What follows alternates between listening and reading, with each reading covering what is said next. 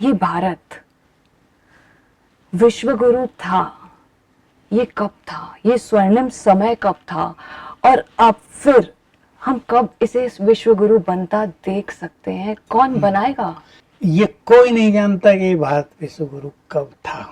देखो इतिहास भी हमारे पास हार्डली 2500 वर्ष का है। उससे पहले यहाँ क्या था किसी को पता नहीं, तो इतिहासकारों ने कह दिया पाषाण युग था, अंधकार युग था, क्योंकि पता ही नहीं चला बेचारों को। पर इससे पहले हमारे देश में देव युग था, और देशों की कल्चर तो थी ही नहीं, क्योंकि मुस्लिम रिलीजन बाद में आया, क्रिश्चियन रिलीजन बाद में आया, बुद्धिस्ट बाद में आए, तो कोई थे ही नहीं, ये तो सब बाद में हुए।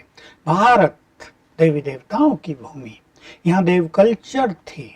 सतयुग में श्री लक्ष्मी नारायण का राज हुआ करता था यहाँ, जिनको आजकल मंदिरों में रख दिया गया है। श्री कृष्ण और राधा थे, और ये दो चार ही नहीं, हर मनुष्य देवी देवता था, उनमें देवत्व था, संपूर्ण प्योरिटी थी, नॉन वायलेंट थे वो सदा के लिए, सर्वगुण संपन्न थे, ये प्रकृति भरपूर थी, इसका सौंदर्य आजकल तो कोई उसकी कल्पना भी नहीं कर सकता है। धरती खुद ही अन्न देती थी, ये हल चलाना और ये पानी देना और ये बहुत सारी व्यवस्था करना, ये सब बहुत कम, न्यून, बिल्कुल थोड़ा सा काम किया और फसल हो रही, फल फूल उगे हुए, रंग बिरंगे फूल, चारों ओर सुगंध फैली हुई है, ये सब था। गोल्डन एज उसे कहते हैं। हालांकि भारत के इतिहास को, गुप्त काल को भी गोल्डन पीरियड ऑफ हिस्ट्री कहते हैं, लेकिन उसकी भेंट में वो गोल्डन पीरियड जो गोल्डन एज में था, सतयुग में था, वो तो एब्सोल्युटली उससे करोड़ों गुना ज्यादा सुंदर था।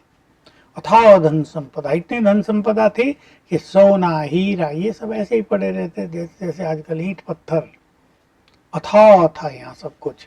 उस समय हमारा देश, हमें गर्व होना चाहिए, भारतवासियों को गर्व नहीं है, उस समय हमारा देश स्पिरिचुअली एंड पॉलिटिकली बहुत ऊपर था।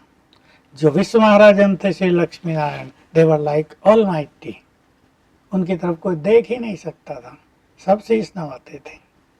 तो ये भारत सतयुग में विश्व गुरु था, और अब कलयुग के एंड में फिर से, जबकि भगवान यहाँ आकर भारत को पुनः देवलोक बना रहे हैं, ये बहुत बड़ी बात है। स्वयं भगवान भारत में आकर भारत को देवलोक बना रहे हैं, ये भगवान की जन्मभूमि है, वो इसे पुनः विश्व गुरु के एक सर्वोच्च पद पर आसीन कर देंगे एंड में। एंड माना अभी बस थोड़े साल में।